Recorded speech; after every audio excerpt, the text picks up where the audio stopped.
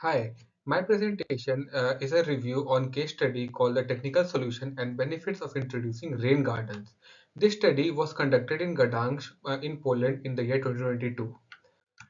Moving forward with the context of the presentation, these are the heads in which I have divided my review and I have tried to keep it simple and easy to follow. So let's move on the topic of the paper. From the title, it is understood that the research is based on rain garden. So, what are they? A rain garden is a type of sustainable drainage system which belongs to blue-green infrastructure solutions, and they are primarily used for the reduction of flooding caused by the surface water. In Poland, Gdansk became one of the first Polish cities to widely introduce it, and which is the case study is based on. Moving ahead with the working of the rain garden, from the given illustration, the working is pretty much self-explanatory. Here we can see that the runoff goes over the anti-erosion layer and impermeable pavements. Then it is infiltrated in the ground and then vegetation on the permeable ground perform their designated ecosystem services. Apart from this, there also exists an emergency overflow pipe which is used to remove the excess runoff in case of high intensity precipitation.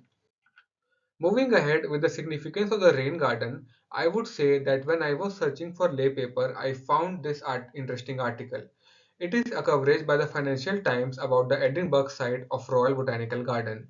Here, they have mentioned that rainfall intensity has increased by 20 and 25% in summer and winter season, respectively. And one such incident in July 2021 caused significant damage to the vegetation and resources of the garden area.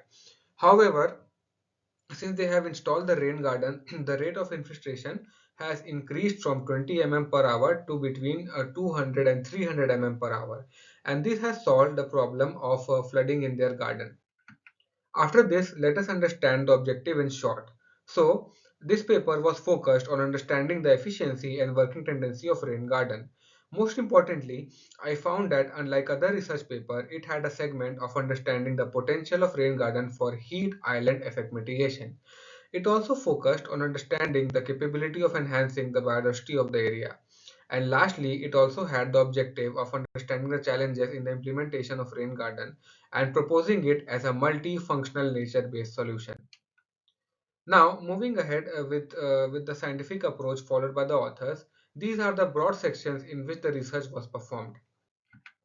Then comes the key results. Here, from the data of the local assessment and research objective, we can see that the location of 5 rain gardens selected for this research.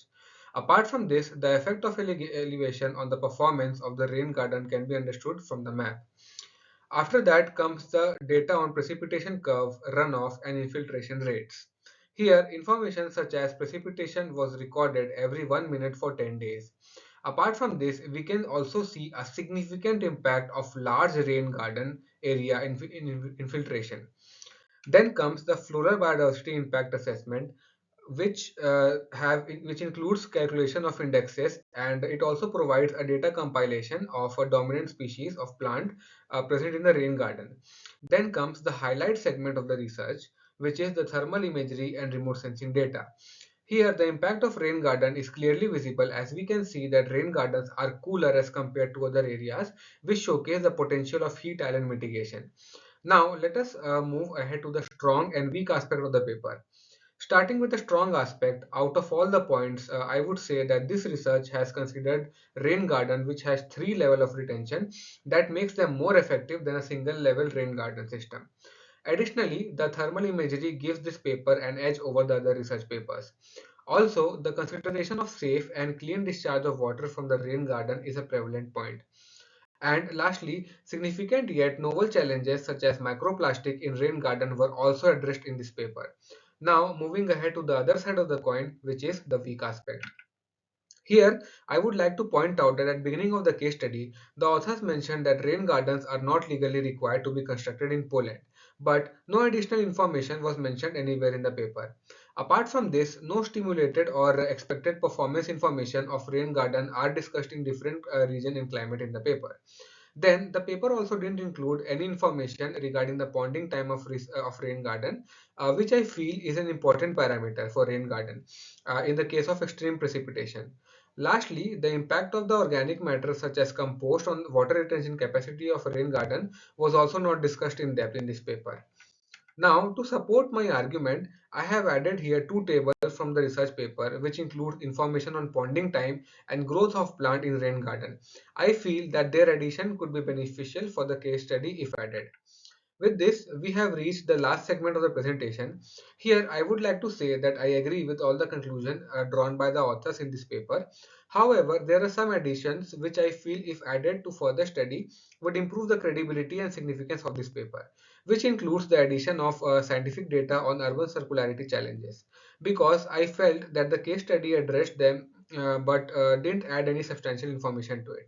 Apart from this, I also think that consideration of a longer precipitation duration for measurement would give a better idea of performance of the rain garden.